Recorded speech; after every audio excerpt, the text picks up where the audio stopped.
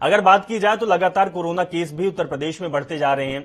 Yogi Adityanath corona पर हमलावर भी हैं और आज समीक्षा बैठक भी करेंगे क्योंकि वीकेंड कर्फ्यू भी लग सकता है उत्तर प्रदेश में। अनूप,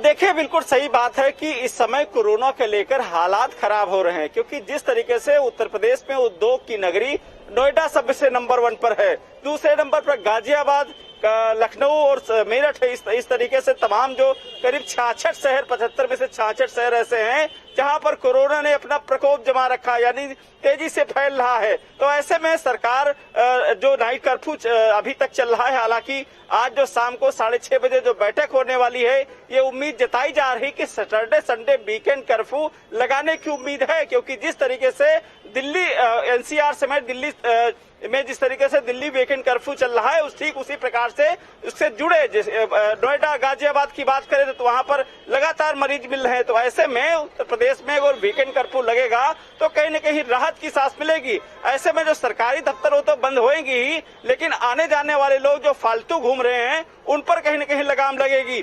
तो ये आज 6:30 बजे बैठक होने वाली है। बैठक में निर्णय होगा कि इस बात की उत्तर प्रदेश में हम आपसे ये जानना समझना चाहेंगे क्योंकि चुनावी मौसम चल रहा है, उत्तर प्रदेश में चुनाव है, जनसभाएं हो रही है, रैलियां निकाली जा रही है।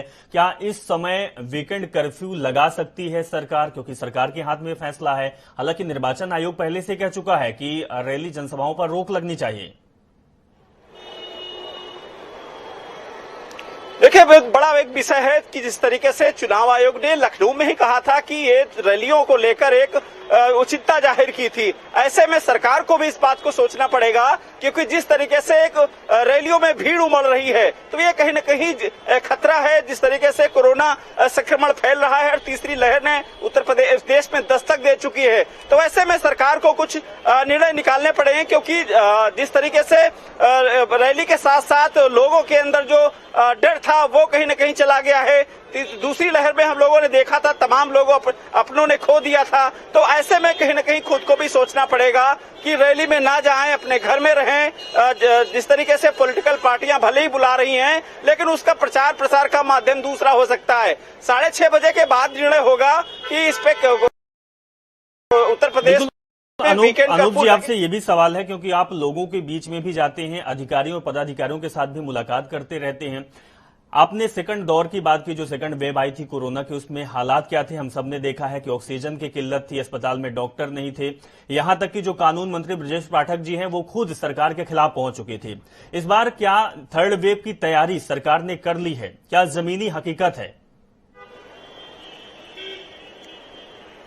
देखिए, अगर जमीनी हकीकत की बात करें तो सरकार पहले से ही जो बाहरी जो चाहे एयरपोर्ट की बात करें वहां पर टेस्टिंग की सुविधा वहां पर कर रखी, लेकिन कहीं न कहीं अगर हकीकत में जाते हैं तो सिर्फ कागजी कार्रवाई पर। अभी देखिए, जिस तरीके से कोरोना कर्फ्यू बढ़ रहा है उसके बावजूद लगातार जो भीड़ बढ़ रही, बाजारों में भीड़ बढ़ रही है। रात में भी कर्फ्यू जरूर चल रहा है, नाइट कर्फ्यू, लेकिन सिर्फ हवाई है। रात में यही हजरतगंज में 11 बजे के बाद आप देखिए बहुत सारी चहल पहल रहती है। तो ऐसे में कहीं न कहीं शक्ति दिखानी पड़ेगी, और शक्ति के साथ साथ सबसे बड़ा जो सवाल। बिल्कुल अनूप, तो आपने सही बोला है कि कड़े फैसले अब सरकार को लेना पड़ेगा क्योंकि कोरोना लगातार बढ़ रहा है। बहुत बहुत शुक्रिया अनूप सिंह तमाम जानकारी के लिए।